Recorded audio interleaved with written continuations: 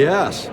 This morning, Beijing announced that all U.S. poultry now has access to China.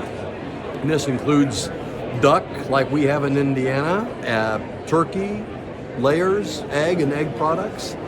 So that's very, very good news. They had completed their process, I don't know when, but this was the time when they announced it. Just as a week ago, we announced that cooked poultry, not raw, only cooked poultry, could come from China to the U.S.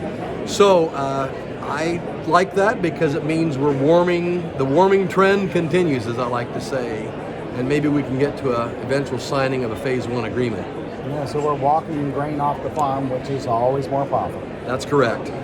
Yeah, China's an interesting, everybody knows that there were a lot of negotiations going on and then they withdrew, backslid on a number of things. But the warming trend has continued and discussions have been going on by digital video conference. Most people do not hear or know about those. This Friday, I understand that Ambassador Lighthizer and Secretary of Treasury Mnuchin are to speak with Vice Premier Liu He, a very honorable guy leading the negotiations on the China side.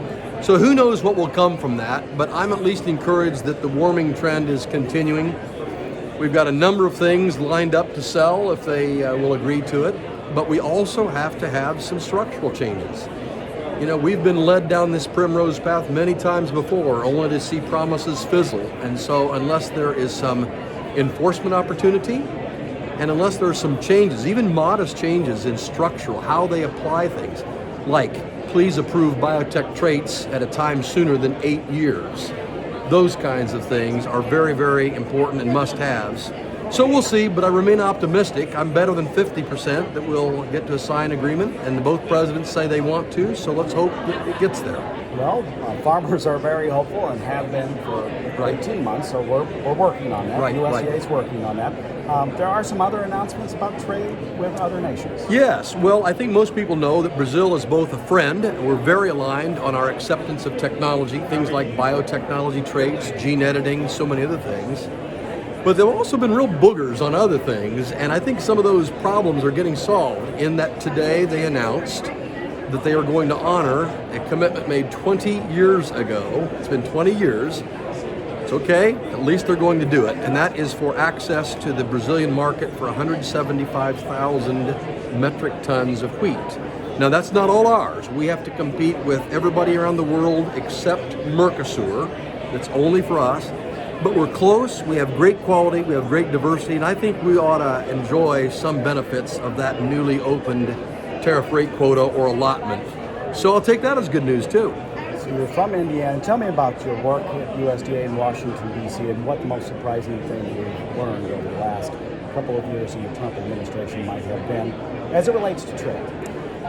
Well, trade around the world is the wild woolly west. I oftentimes say yippee-ki-yay because that's very much what it's like. On a serious note, trade is not easy.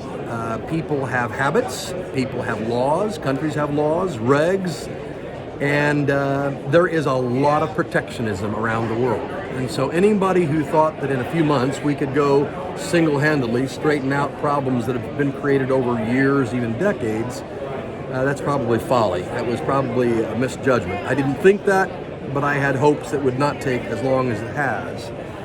That said, we are out there. I've been to 25 countries, some of them twice, a couple of them 3 times, and one 4 times. And when you're belly to belly or eye to eye, you get things done, or at least you have a greater opportunity to. And when you go back the 2nd or 3rd time, they know you really mean business.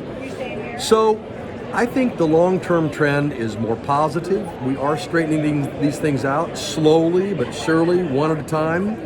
We're getting to markets we've never been to before. Now that is not to say we're going to take for granted our beloved friends in Canada and Mexico, our friends in China, Japan, Korea. No. We're going to keep working those aggressively.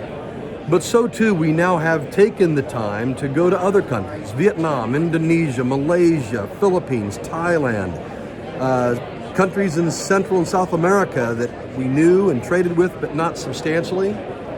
And so if we can keep working those, keep spending those air miles, holdout promise that we'll continue to grow other markets as well, and we've got to diversify our portfolio. Hey, thanks so much. Thank you very much.